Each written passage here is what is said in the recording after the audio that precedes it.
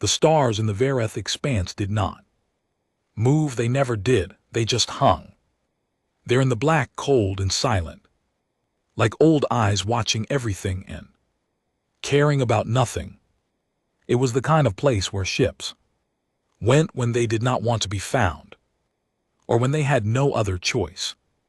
War Chief Scareth stood at the front of his command deck and looked at the sensor screen. His 6 ships were running in a wide formation spread across 3,000 km of open space.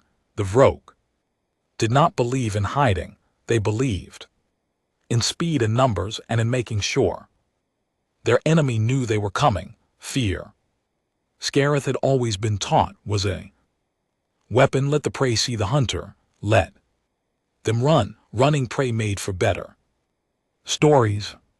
But the ship on the screen was not running, it was limping.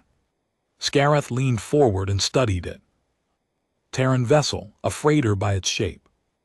Wide-body cargo pods along the sides. Engine section at the back. It was moving slowly, very slowly. The drive signature was weak and uneven, like a fire that could not decide whether to go out or keep burning. Its hull showed stress marks on the sensor reading. The ship was old, tired, damaged. Scareth smiled. His teeth were sharp and yellowed from years of dried meat and poor care. He had never cared much about his teeth. He cared about victories. Terran ship, he said. His voice was deep and flat, like a stone dropped into still water. Alone. Yes, War Chief. His sensor officer, a thin Vroke named Drevik, tapped the screen twice. No escort, no support. Signals detected. Long-range scans show nothing else in the area, just the one ship. And the damage.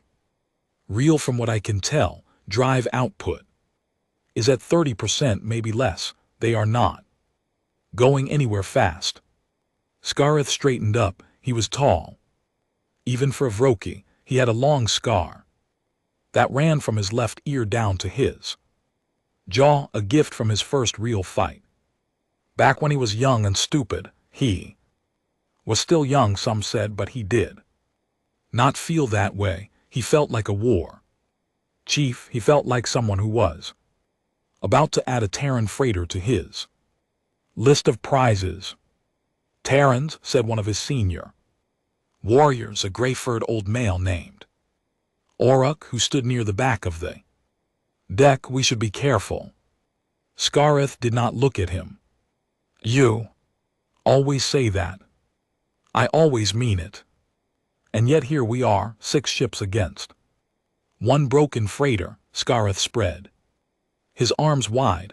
What exactly are you afraid of? Oruk, that they will frighten us with their slow engine. Some of the younger crew members laughed. Oruk did not. He just folded his arms and stared at the screen with an expression that was hard to read. Old Vroke had expressions like that. They had seen enough bad endings to know that the beginning of a story could lie. Scareth ignored him and turned to his comms officer. Open a channel to the Terran ship. Channel open, War Chief. He rolled his shoulders. He liked this part. The moment before the surrender. The moment when the other side realized that there was no way out.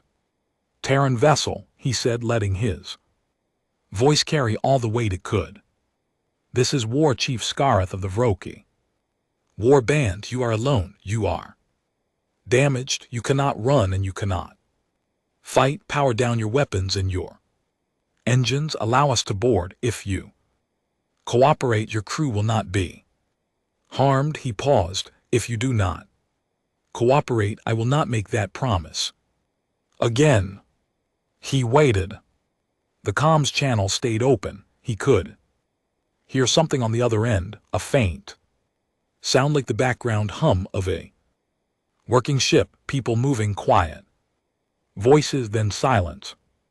Then a single voice came through. It was a woman's voice. It was calm, not the kind of calm that came from not understanding the situation, the kind of calm that came from understanding it completely and not being impressed by it.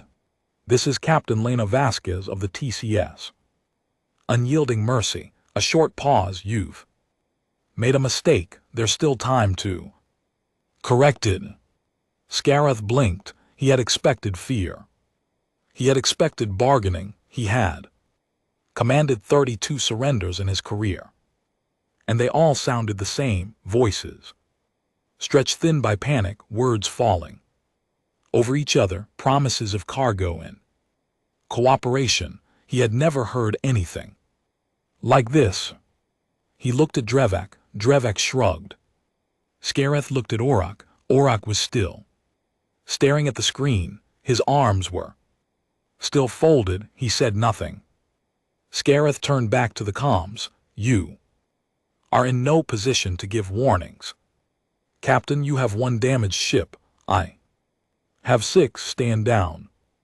Another pause, shorter this time. Noted, said the voice, and then the channel closed.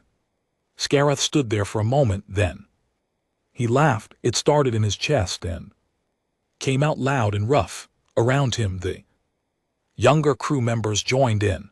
Even Drevak smiled.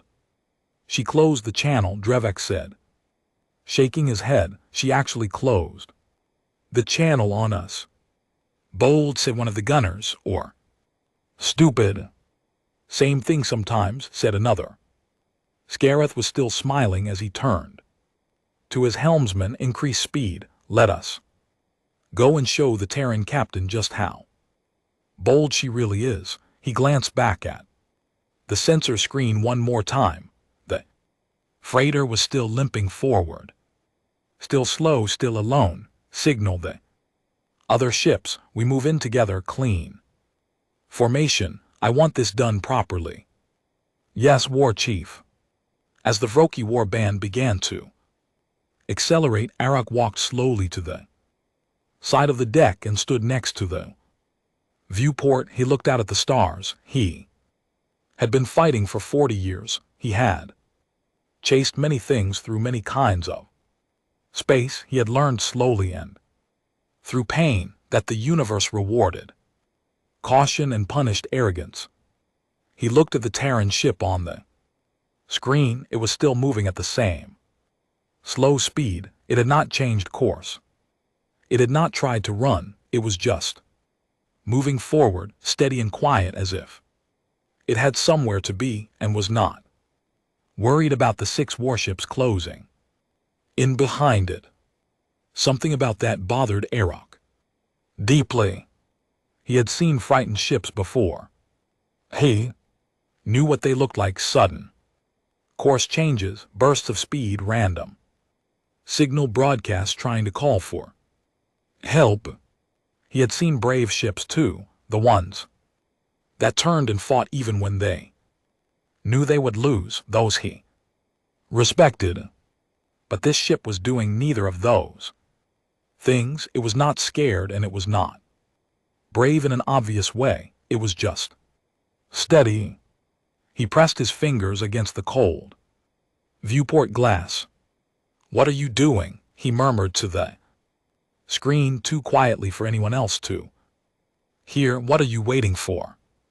The freighter did not answer. It just kept moving slow and even through the dark and silent space of the Varath expanse. The Vroki ships closed the distance. The numbers on the sensor screen ticked downward. 8,000 km, 6,000, 4,000. Scareth stood at the center of his deck and watched with the easy satisfaction of a hunter who could already smell the end of the chase. The younger warriors were talking among themselves about the cargo, about what a Terran freighter might be carrying, about how they would divide the prize. Nobody noticed that the Terran ship had still not changed anything, not its speed, not its heading, not even its drive output. still that same uneven, struggling signature like a wounded animal that had accepted its fate. Orc noticed. He walked back toward the sensor station and looked at the readings himself. Everything matched what Drevik had said. Damaged drive, low power, no weapons. Lock, no signal broadcasts. The ship was exactly what it looked like, a broken, lonely freighter in the wrong part of space at the wrong time. And yet, Orc had lived long enough to know that when something looked exactly like what it was supposed to look like, exactly, perfectly with no rough edges, that was sometimes when it was most dangerous. The universe was messy, real damage was messy, real fear was messy, real ships in real trouble sent panic signals and made uneven course corrections and did all the small human or alien things that came from not being in control. This ship was in perfect, smooth control. It was just pretending not to be. He opened his mouth to say something. At that moment, Scareth called out from across the deck, 2000 km, prepare. Boarding teams, today we take a Terran prize. The deck filled with the sound of warriors readying themselves, weapons being checked, teams being organized. The energy of a hunt about to end. Orc closed his mouth. Maybe he was wrong. Maybe 40 years had made him too cautious. Maybe this really was just a broken freighter with a bold captain who had run out of options. Maybe the calm in that woman's voice was nothing more than exhausted acceptance. He looked at the screen one last time. The Terran ship moved forward, steady, quiet, patient. Oric decided he was not wrong.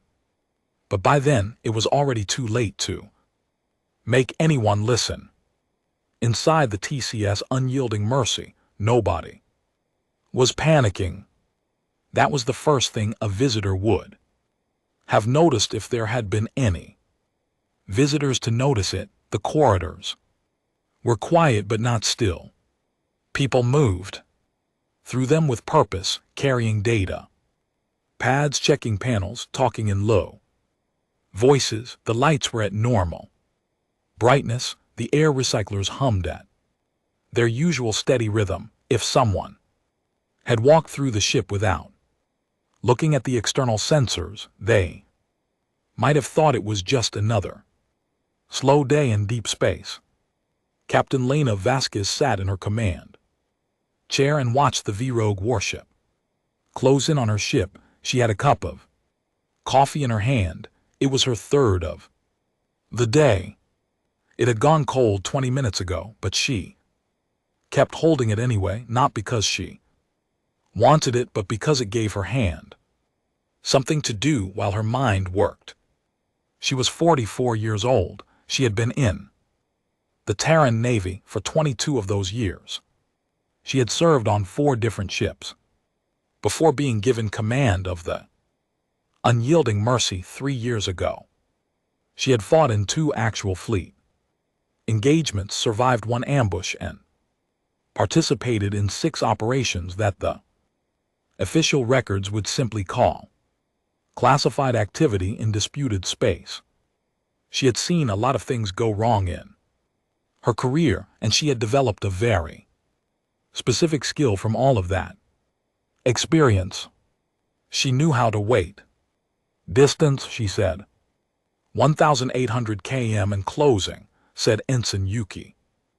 Ran from the comms and sensor station to her left. Yuki was 26, small with short, dark hair and a habit of tapping her fingers on her console when she was concentrating. She was tapping now. They're running in a standard pursuit formation, 6 ships spread wide. War Chief is on the lead vessel. Are they scanning us? Constantly, full sensor sweep every 90 seconds. And what are they seeing? Yuki allowed herself a small smile. Very sad, very broken old freighter. Captain. Vasquez nodded and took a sip of her cold coffee without thinking about it. Good. The truth about the TCS Unyielding Mercy was that it was not a freighter at all. It never had been, not in any real sense. The cargo pods along its sides were real. They could hold cargo, and sometimes they did to keep up appearances during long patrols, but behind the outer shell of a civilian transport, the ship was something else entirely. It was a Q-ship, a wolf in old clothing. The concept was ancient by human standards. Centuries ago on Earth's oceans, navies had taken merchant vessels and hidden weapons inside them, then sailed them into areas where enemy raiders operated. The raiders would see a slow, fat target. They would attack, and then the hidden guns would come out. The tactic had different names in different ages and different languages, but the idea was always the same: make yourself look weak, let the enemy come to you, punish them for their confidence. The Terran Navy had brought the idea into space for exactly the kind of situation they were now in. The Vroki had been raiding shipping lanes in the Varath Expanse for 2 years. They were smart enough to avoid Terran military vessels, but they could not resist a damaged civilian ship alone. Open space, so the Terran Navy had sent one. Only it was not damaged. The weak drive signature was produced by a set of emitters built into the engine section specifically to fake that kind of reading. The stress marks on the hull were cosmetic polymer strips applied by engineers who had studied real battle damage and replicated it carefully. Every sensor the Vroki were using told them the same story, because the Unyielding Mercy had been designed from its outer shell inward to tell that exact story. What the sensors did not show was the military-grade weapons arrays folded behind retractable hull panels along both sides of the ship. They did not show the reinforced armor plating running beneath the outer civilian cladding. They did not show the point defense turrets currently locked in their closed housings waiting, and they did not show the 2 corvettes drifting silently in the dark 50 km off the Vroki formations flanks. Those had been there for 19 hours. Patience, Vasquez said, not to any person on the bridge to the ship. Yes, Captain, the voice came from everywhere and nowhere smooth, even with just the faintest trace of something that might have been cheerfulness if you listened for it. The ship's tactical AI had been named Patience by its original programming team, and the name had stuck. The crew found it appropriate. Vroki lead vessel is now at optimal engagement range. All 3 targets are within weapons coverage. Corvettes are holding position and confirm ready status. How long have the corvettes been running silent? 19 hours, 4 minutes and 37 seconds, said Patience without a pause. Lieutenant Commander Ossie on the Patience's reward reports his crew is, and I quote, very ready to stop drifting. Vasquez almost smiled. Tell him 2 more minutes. Transmitted. Sergeant Major Dario Ossie was not actually on the bridge of the Unyielding Mercy. He was aboard one of the 2 corvettes, the INS Patience's reward, which had been running completely dark for the better part of a day. No active sensors, no transmissions, no engine burn, just 2 small silent ships letting themselves drift on carefully calculated ballistic paths positioned in the exact spots where the Vroki war band sensors would have the hardest time Finding them. 19 hours was a long time to sit in a cold, dark ship with minimal power and nothing to do but wait. The crew of both corvettes had done it without complaint because they had trained for it, because they understood why it was necessary, and because Sergeant Major Asai had personally promised that anyone who got restless and did something stupid would be cleaning engine filters for the rest of the mission. Nobody had done anything stupid. Back on the unyielding Mercy, Ensign Wren was monitoring the Vroki communications chatter. She spoke some Vroki, enough to follow the general tone of what was being said, even when she missed specific words. "They're excited," she said, keeping her voice low and professional. "The younger ones are talking about the cargo, what might be in the pods. A few of them are betting on it. And the older ones." Wren paused, listening. "The one they call Auric isn't saying much." He went quiet after the war chief ordered the boarding teams to get ready. Vasquez filed that away. A senior warrior going quiet was worth noting. It usually meant he was thinking, and thinking warriors were more dangerous than loud ones, but it did not change anything. The trap was already set. Distance was too short now for any amount of thinking to help. "What do we need them to do before we can move?" Rand asked. She knew the rules of engagement. She had read them, but she wanted to hear it confirmed. "We need them to fire first," Vasquez said. "We're in a disputed zone. Politically, if we open up first, it becomes complicated. If they fire first, it becomes simple." "How much longer do you think?" Vasquez looked at the sensor screen. 1,200 km. The Vroki lead ship was pulling slightly ahead of the others. The war chief probably eager to be versed. "Not long," she said. She set her cold coffee down on the armrest. She did not need it anymore. Her mind was fully awake now, sharp in the way it always got in the last few minutes before something happened, when all the planning was done and all that remained was execution. She thought briefly about the Vroki war chief, young by the sound of his voice, confident. He had 6 ships and he had found what looked like a broken freighter, and in his mind the only question was how the glory would be divided. He did not know that the thing he was hunting had been hunting him for 2 years. He did not know that every rating pattern the Vroki used in this expanse had been studied and mapped and used to design the exact bait his ships had just chased for the last 40 minutes. He did not know any of that, and there was no way to explain it to him in the time he had left. "Captain," Patience spoke again, still smooth, still quiet. "Vroki lead vessel is charging weapons." The bridge went very still.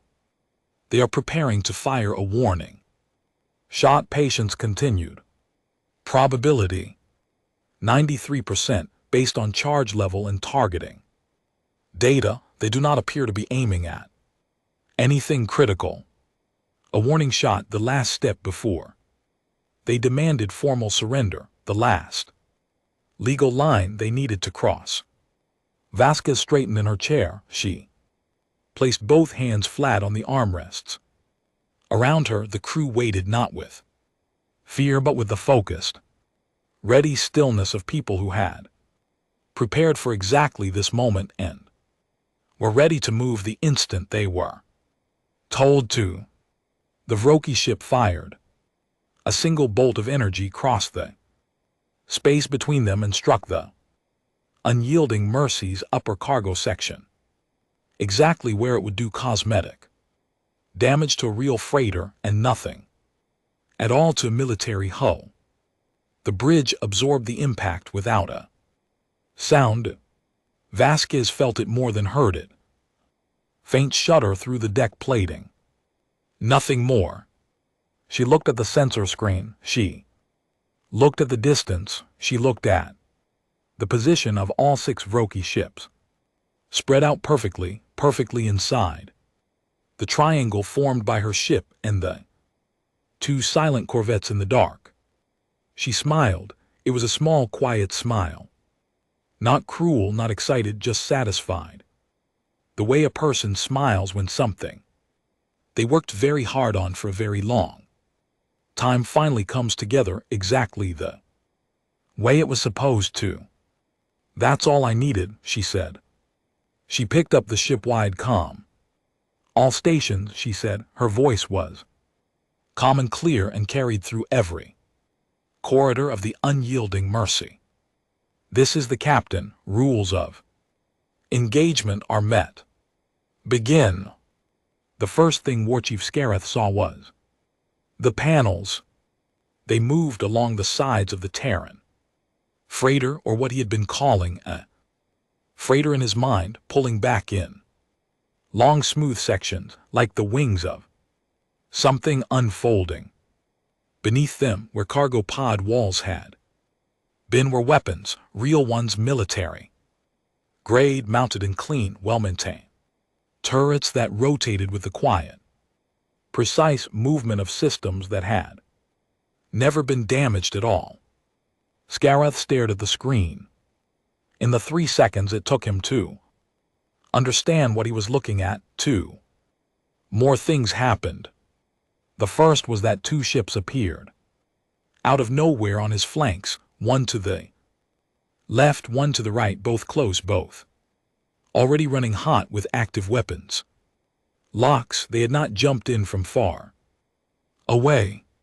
They had not come from behind an asteroid or debris field. They had simply been there in the dark, invisible, for what must have been a very long time. His sensors had not seen them, because they had not been doing anything that sensors could find. No engines, no signals, no heat.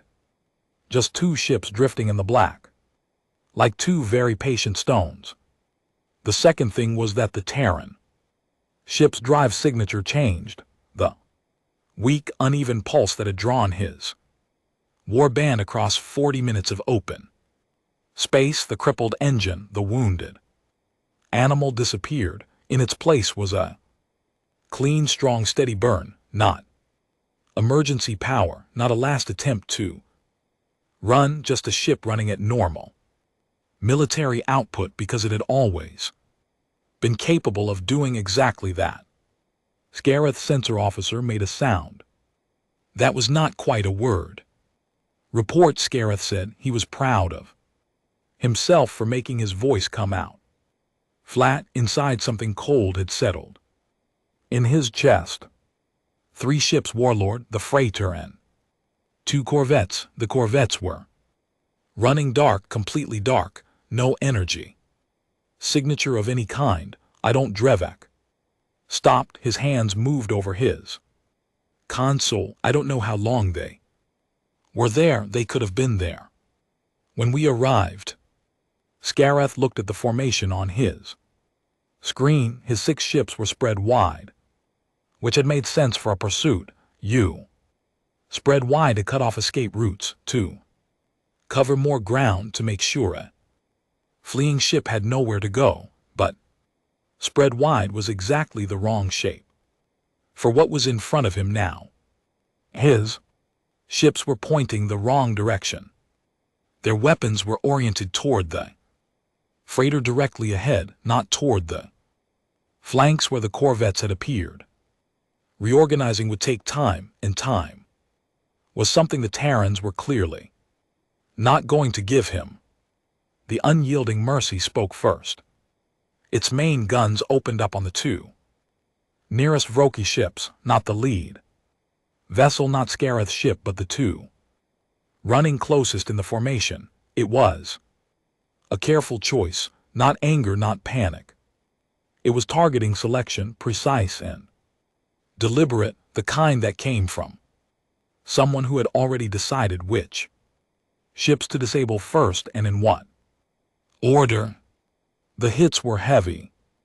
The first Vroki ship took a full broadside across its engine section and went dark almost immediately. Not destroyed but stripped of propulsion. It drifted sideways out of formation, venting something from its lower hull. The second ship took lighter damage, but its weapons array was knocked offline. It kept moving, but it could no longer fight. At the same moment, the two corvettes opened fire from the flanks. The effect on the Vroki formation was immediate and bad. Ships that had been spread in a pursuit line suddenly found fire coming from 3 different directions. There was no clean angle.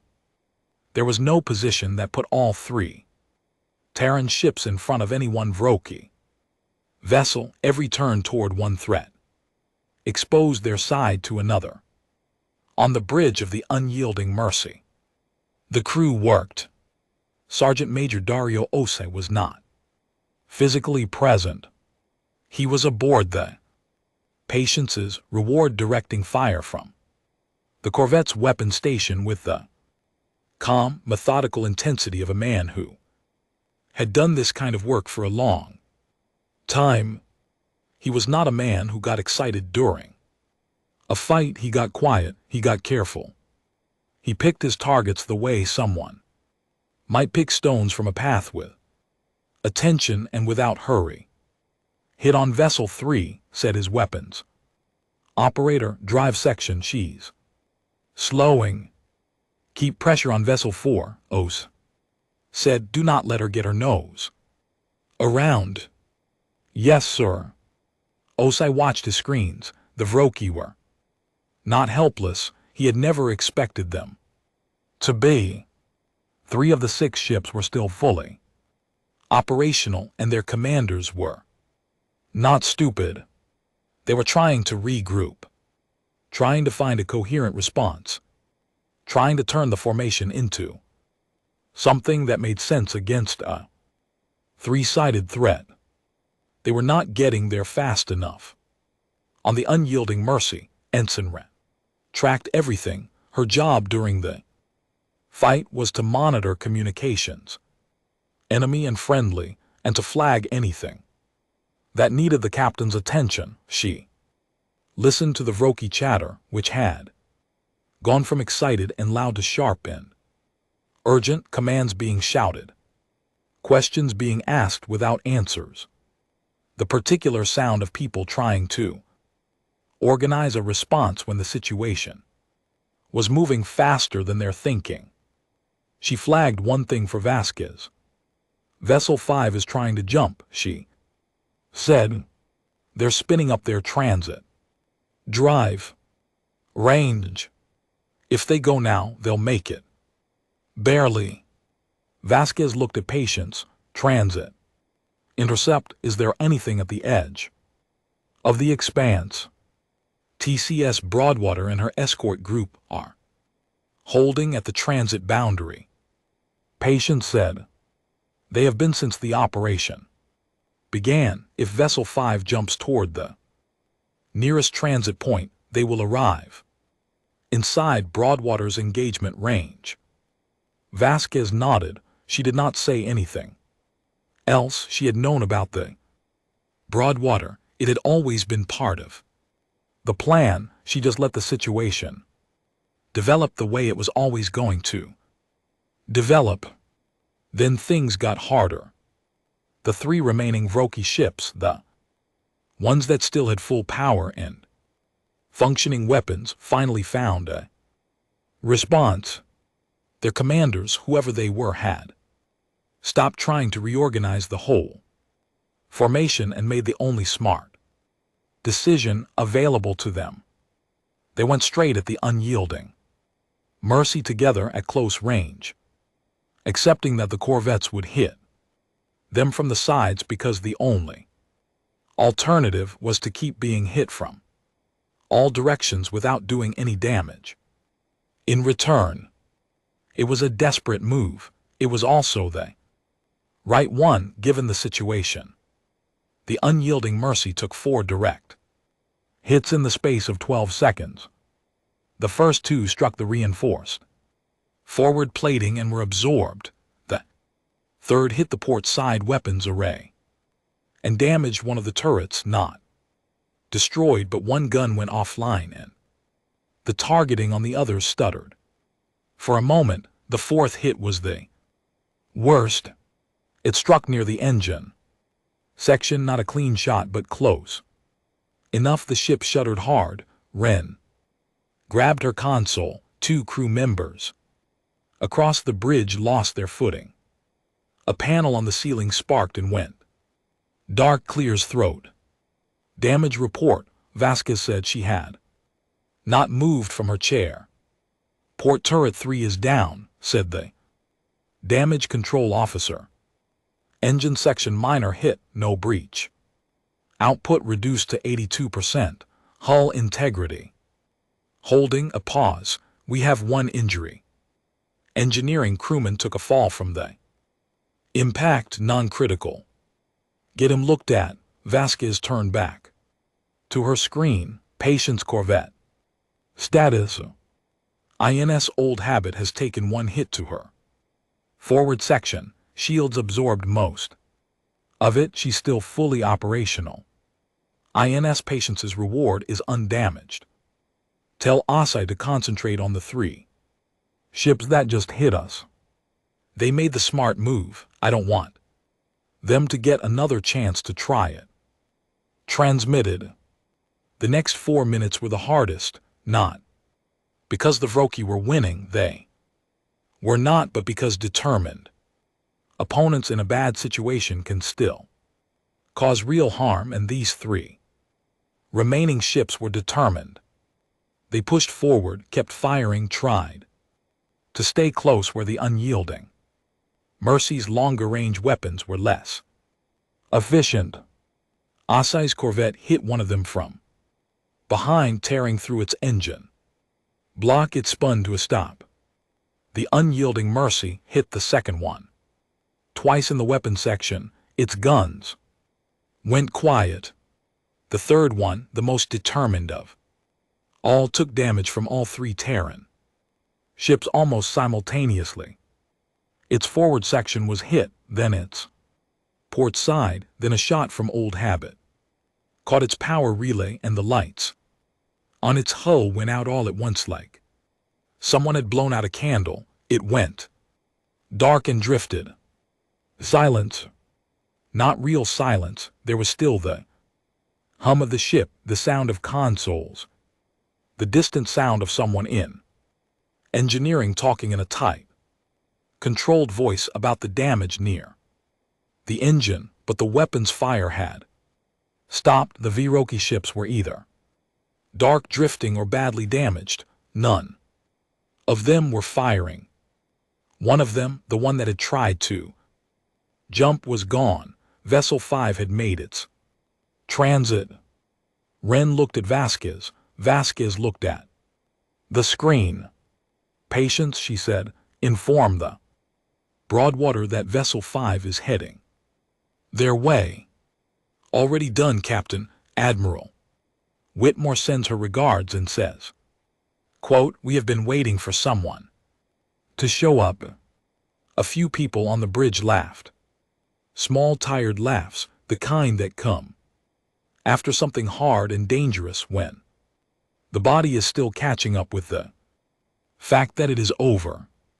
Vasquez allowed herself a moment, just one. She looked at the sensor screen at the 6 Vroki ships spread across space in various states of stillness. 3 disabled, 1 destroyed. One of the 3 that had charged them had taken too many hits too fast, and something inside it had gone wrong in a way that could not be survived. The records would show that it had refused to stop firing. The records would be accurate. 2 had tried to run, 1 had not made it far enough. She looked at the damage report on her secondary screen. 1 turret down. Engine at 82%. One injured crewman, given what 6 Viroqui warships could have done to a real freighter, it was not much. But it was not nothing either. The Viroqui had gotten the range right when they charged. She remembered the shudder through the deck and reminded herself not to let that become a lesson she forgot. Open a channel to the Viroqui flagship, she said. Wren's fingers moved. Channel open. Captain. Vasquez looked at the screen, at the lead ship, damaged but not dead, holding position in the wreckage of its formation. She took a slow breath. War Chief Scaroth, she said. Battle is over. Stand down your remaining vessels and prepare to receive boarding teams. Your crew will be treated according to Terran prisoner of war conventions. You have my word. She paused. I'd also like to talk if you're willing. I think you have some questions. The channel was quiet for a long moment. Then Scaroth's voice came back. It was different from before. The flat confidence was gone. What was left was the voice of someone trying to hold himself together while the world he had walked into rearranged everything he thought he understood. How? He said just the one word. Vasquez leaned back in her chair. I'll explain, she said. It's a long story, but you have time now. The inside of War Chief Scaroth's command deck smelled like burnt wiring and something sharper. The chemical smell that came from emergency systems that had been pushed too hard. Half the overhead lights were out. A large crack ran across the main sensor screen from where a secondary power surge had jumped. The relay. 2 of his crew members were being treated for burns near the back wall. Scaroth sat in his command chair and did not move. Around him, his surviving crew worked quietly, not with purpose, not anymore, but with the careful, slow movements of people doing small tasks because doing small tasks kept them from having to think too hard about what had just happened. Drevik was running a diagnostic on something that probably did not need a diagnostic. The helmsman was adjusting a course correction for a ship that was no longer going anywhere. Only Auric was still. He stood near the viewport looking out at the debris and the drifting ships and the 3 Terran vessels holding steady in the dark. He had not said anything since the battle ended. He had not said anything during the battle either, except once near the beginning when he had walked to Scaroth sighed and said very quietly, without any satisfaction in his voice, I am sorry, War Chief. I should have pushed harder. Then he had gone back to the viewport and stayed there. The Terran captain was waiting on the open channel. Scaroth had asked how, and she had said she would explain. He had not responded. After that, he had sat in his chair for 4 minutes listening to his ship breathe. Around him, the groans of stressed metal, the quiet beeping of systems running in emergency mode, and tried to organize his thoughts into something he could say out loud without his voice doing something that a war chief's voice should not do. He finally pressed the calm. You planned this, he said. All of it? Yes, said Vasquez, no hesitation. The damage, the slow engine, all of it was fake. All of it. Scaroth closed his eyes briefly. For how long were you sitting in that space before we found you? The unyielding Mercy has been running patrol routes through the Varath expanse for 6 months, Vasquez said. We've been trying to draw your war band for the last 3. We've run the damaged freighter bait 4 times in areas your raiding patterns suggested you might pass through. Today was the 5th. Scareth absorbed that 5 times they had done this 5 times, knowing that it might fail, knowing they might have to drift through empty space for days with nothing happening, and they had simply kept doing it until it worked. And the 2 other ships, he said, how long were they sitting in the dark? 19 hours. He heard the number, and something in him went quiet, not surprised past. Surprised past the kind of shock that makes noise, into the deeper, stiller kind of understanding that comes when you realize you misjudge something, not by a small amount but by a very large one. 19 hours, he repeated. My crew's trained for it, Vasquez said. Her voice was even, not unkind, but not soft either, like someone explaining something to a person who asked a real question and deserved a real answer. Cold ship, minimal power, no movement. They practiced that kind of operation many times before we ever used it in the field. Why? Scareth said. He leaned forward slightly. This was the thing he actually needed to understand, not the tactics. He could see the tactics now, laid out clearly in the wreckage around him, but the why. Why build a ship to look damaged? Why train crews to sit in the dark for 19 hours? Why go to all of that trouble? He paused. You are Terrans. Your navy is strong. You have real warships. Why not just come out here with force and stop us directly? There was a short pause on the other end of the channel. When Vasquez spoke again, she seemed to be choosing her words carefully, not because she was unsure of them, but because she was thinking about how to say them in a way that would land correctly. Our warships are out here protecting other things, she said, other routes, other systems. We cannot be everywhere. And even if we could, meeting a raiding warband head-on in open space is expensive. Ships get damaged, people get hurt, and afterward the next warband just learns to be more careful. She stopped for a moment. A trap is different. A trap tells the next group something harder to work around. It tells them that the thing they think is safe might not be, that the wounded target might have teeth, that the empty space might not be empty. Another pause. Fear of the unknown is more limiting than any fleet we could station here. Scareth said nothing. He was listening. Can I ask you something? Vasquez said. You are the one with the working weapons, Scareth said. Ask.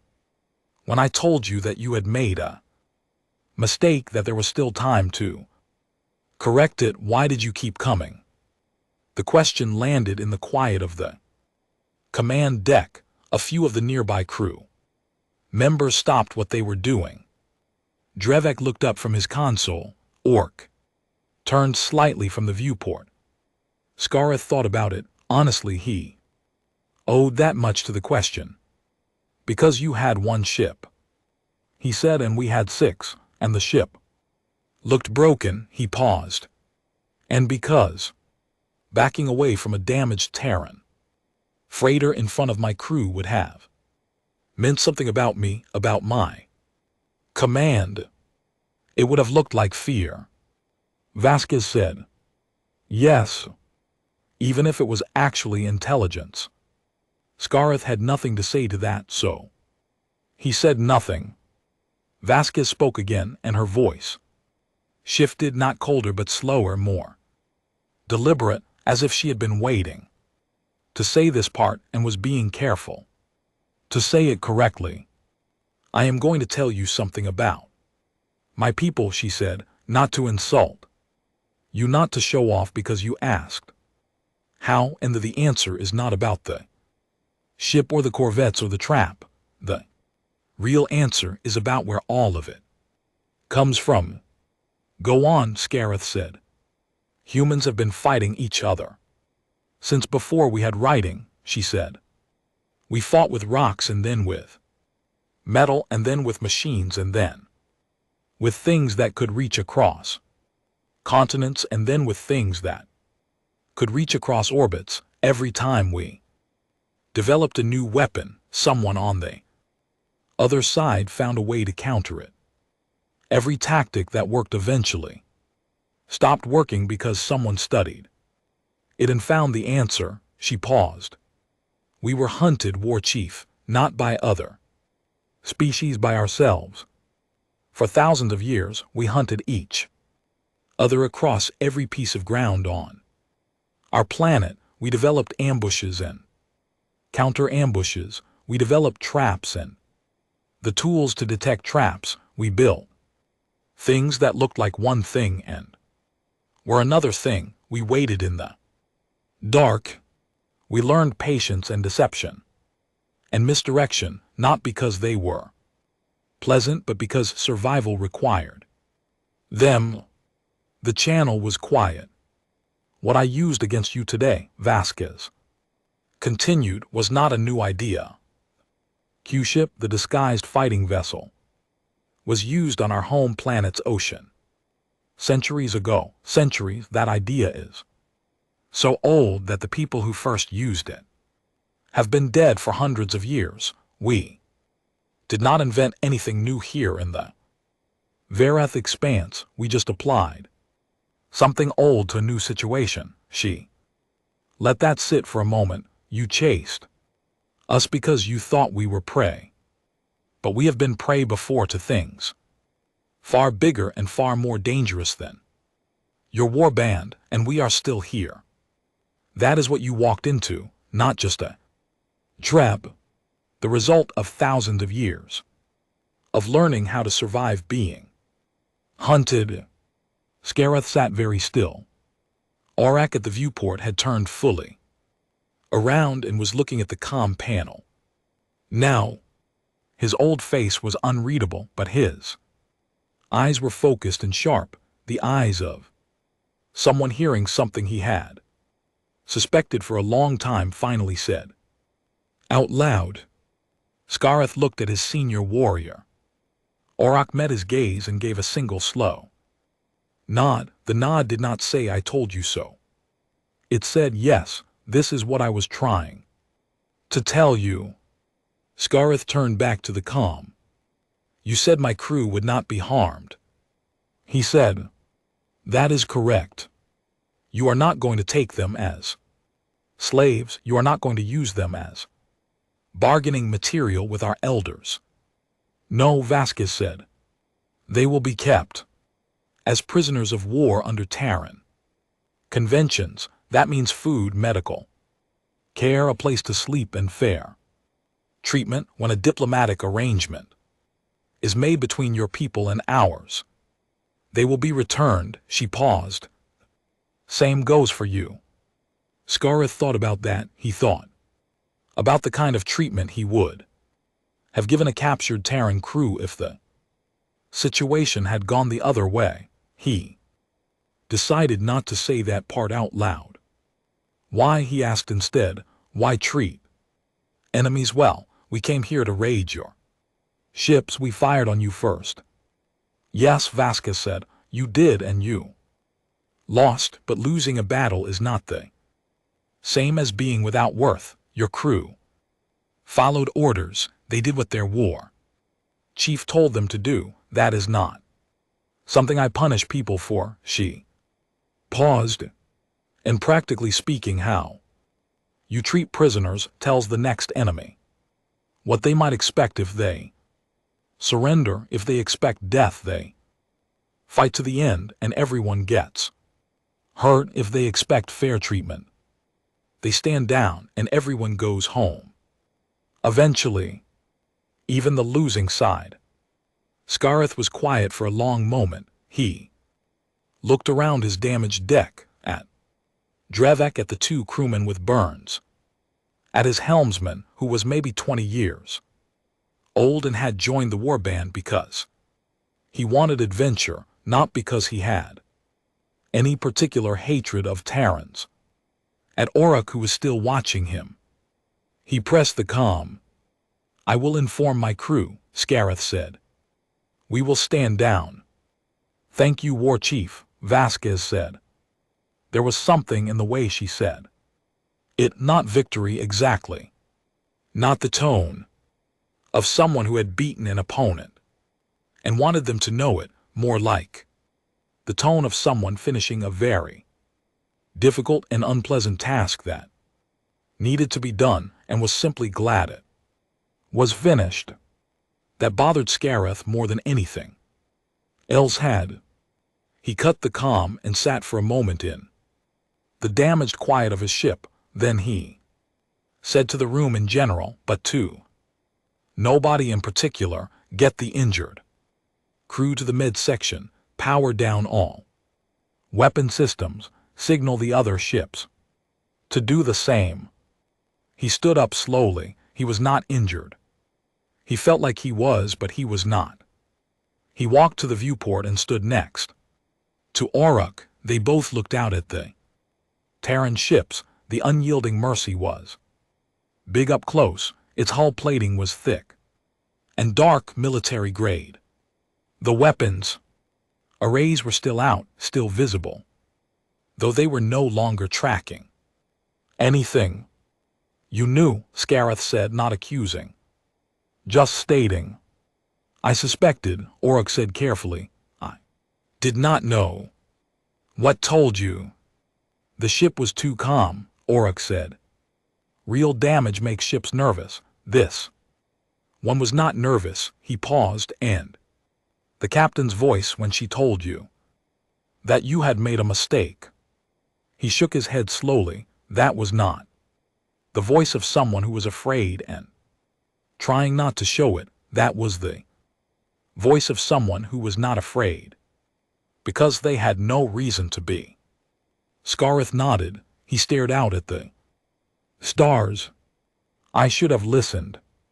"Yes," said Orok, "but it is a hard thing to listen to caution when confidence is louder."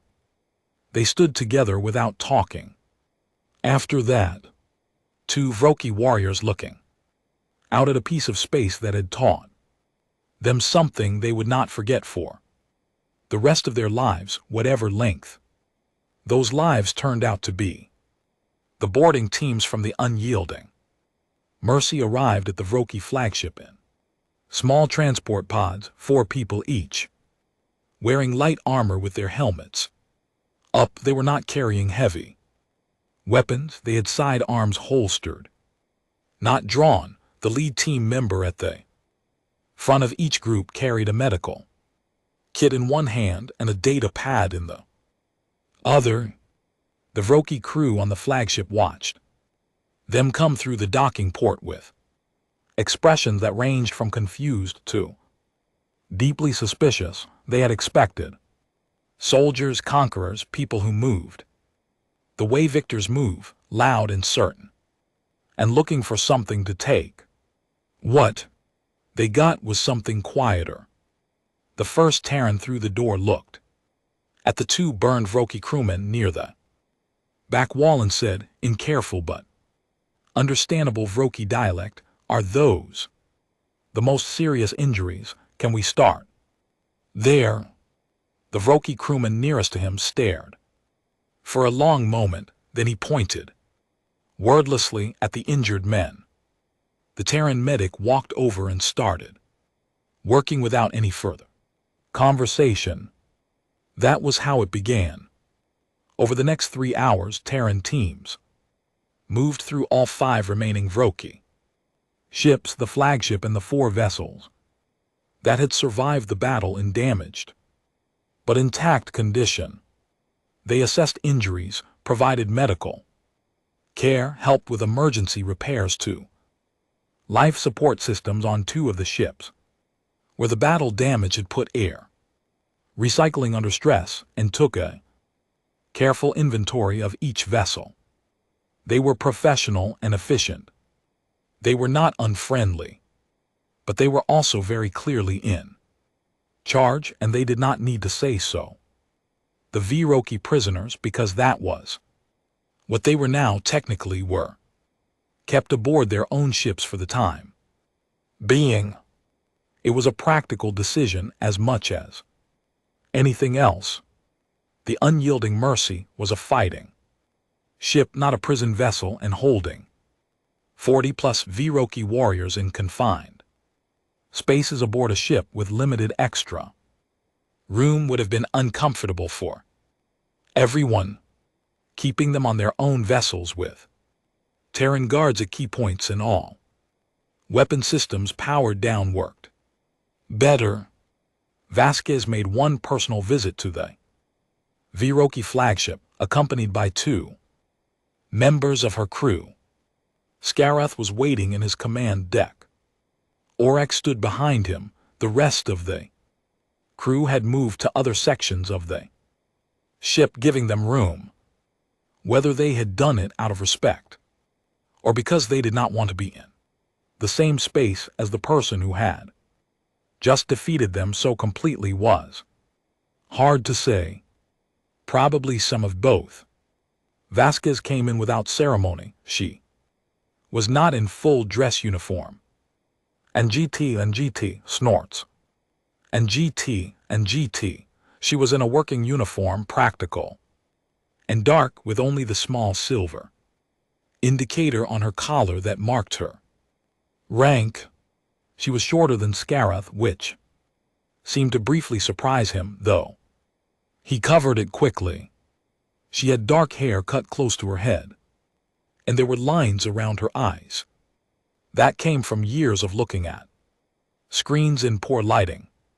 She looked to Scareth's eyes exactly like what she was, a working officer who had been running an operation for 6 months and was tired in the functional, quiet way of people who had been doing hard work for a long time without stopping.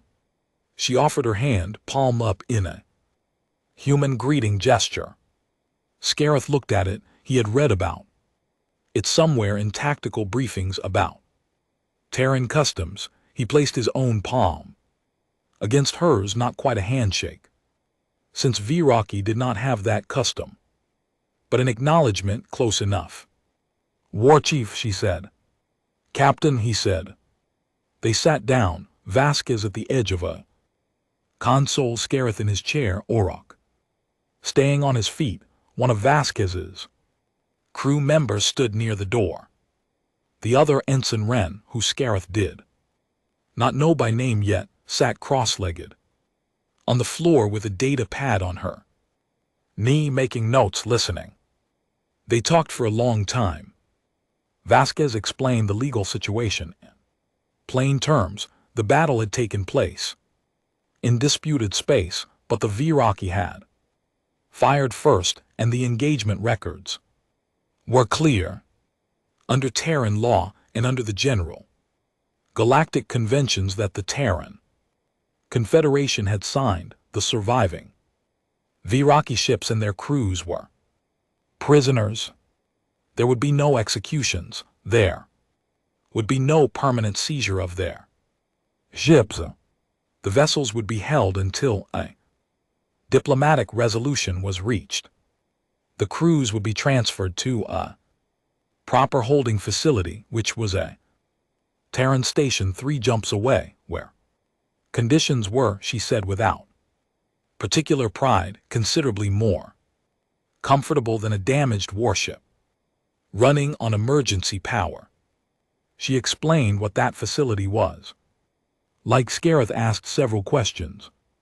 They were good questions, practical questions about food, about space, about whether Viroki would be housed with other species or separately, about what communication with their families would look like. Vasquez answered all of them directly. She did not dress the answers up when something would be uncomfortable. She said so when something was better than he might expect. She said that too.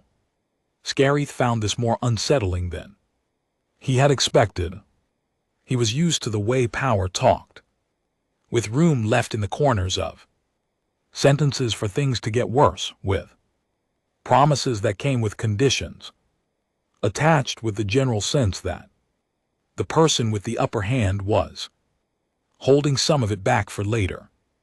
Vasquez talked the way someone talked, when they had nothing to hide and no reason to threaten because the threatening had already been done and was finished. At one point he said, "You are being very direct." She looked at him. "Would you prefer I wasn't?" "No," he said, "I just did not expect it. We are straightforward with prisoners of war," she said, "because we want them to understand their situation clearly. Confusion leads to resistance. Resistance leads to people getting hurt who do not need to get hurt." She shrugged slightly. "Clarity is practical." After the meeting, as Vasquez was leaving, Scarith said something he had not planned to say. "The ship's name," he said, unyielding. "Mercy, that is a strange name for a fighting ship." Vasquez paused at the door and looked back at him.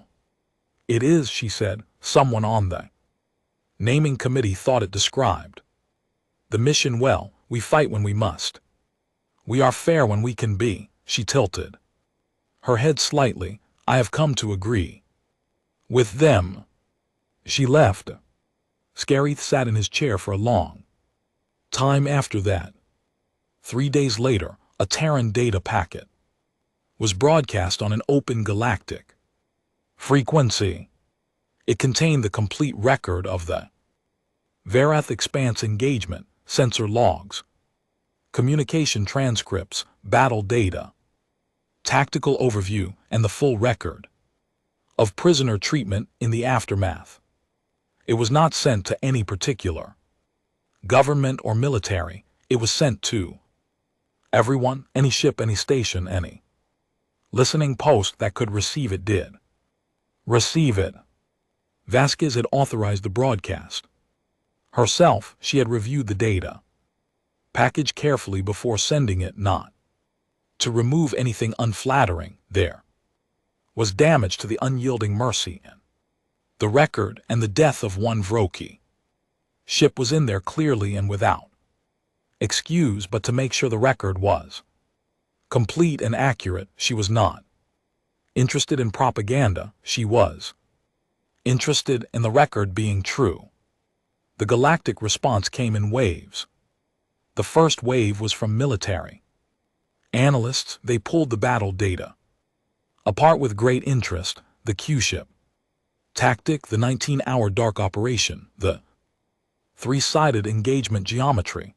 They wrote detailed assessments and argued about which parts were most significant. Some of them had known about Terran Q-ship operations in theory. Seeing the actual data made it real in a way that theory had not. The second wave was from diplomatic circles, the specific detail of prisoner treatment, the medical care, the direct communication from the Terran captain. The conditions at the holding facility generated more discussion than the battle itself had in some quarters. A species that defeated an enemy in a carefully planned 3-sided ambush, and then sent medics through the opposing ships first, was doing something that several species found very difficult to categorize. It did not fit the patterns they expected. The third wave was from the Vroki. Not publicly, quietly, through back channels and careful intermediaries.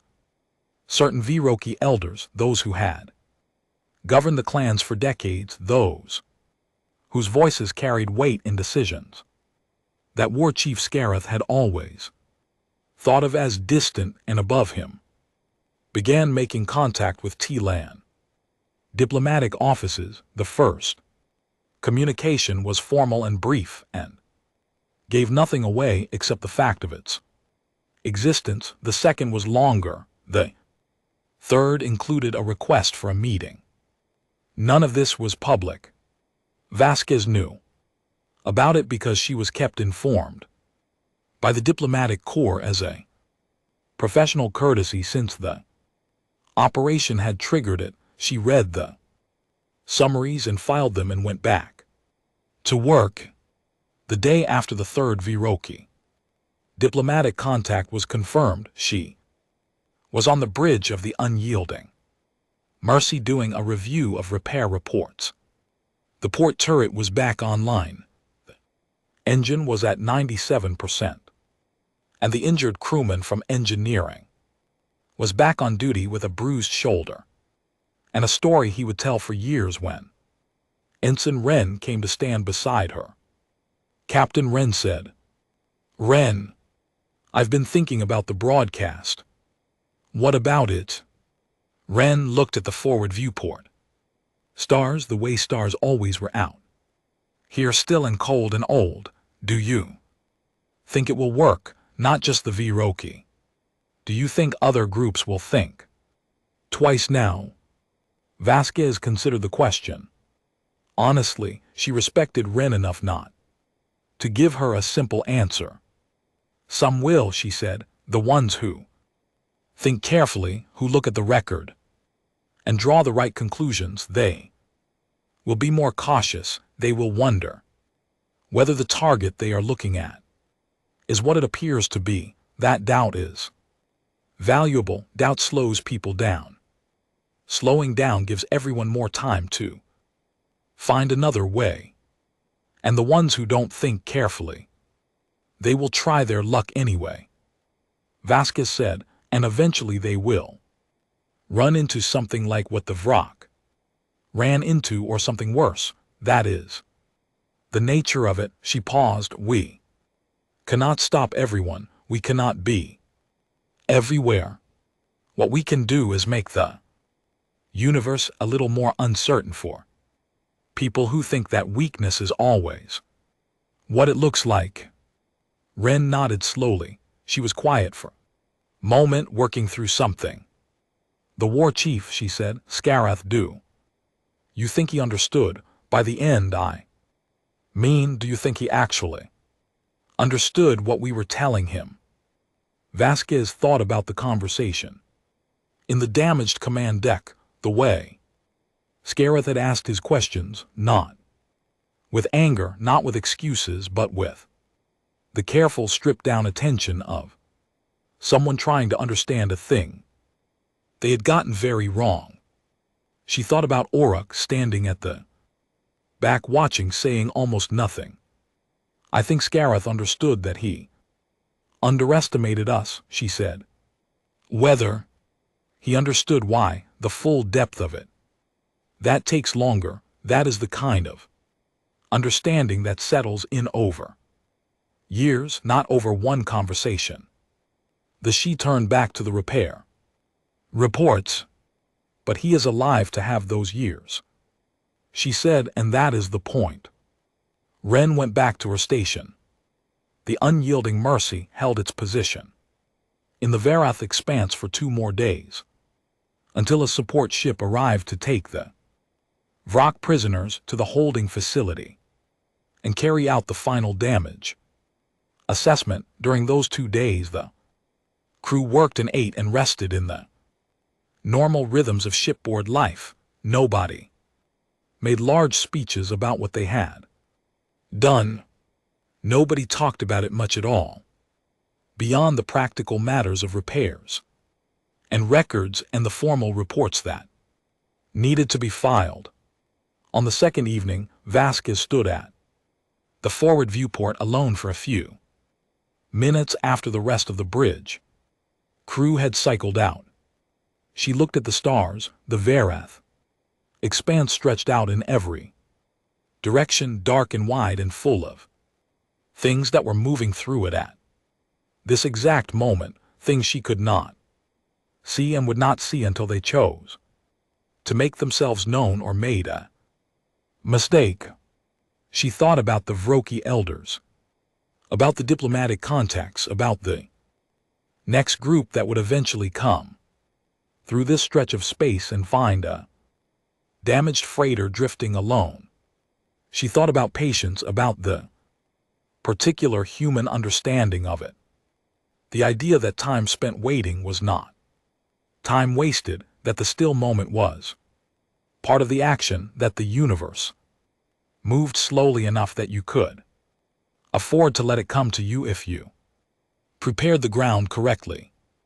It was an old lesson, thousands of years old, maybe, the kind that had been learned over and over by people who were no longer alive, paid for in ways that did not bear thinking about too carefully, and handed forward through time in military manuals and strategy papers, and the quiet understanding between experienced officers who did not need to explain it because they had both felt it in their own bones.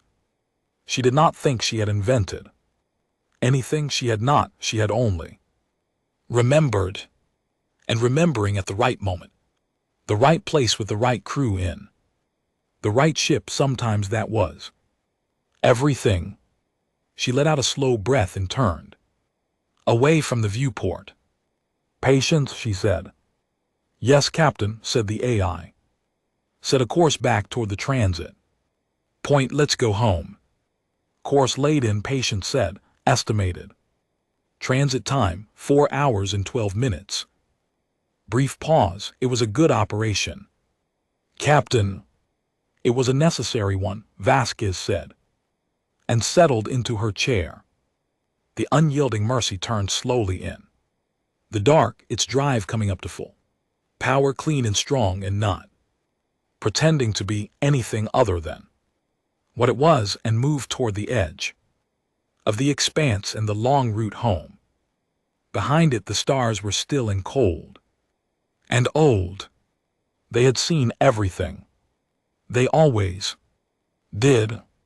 They did not care who won, but the people and the ships did, and sometimes that was enough.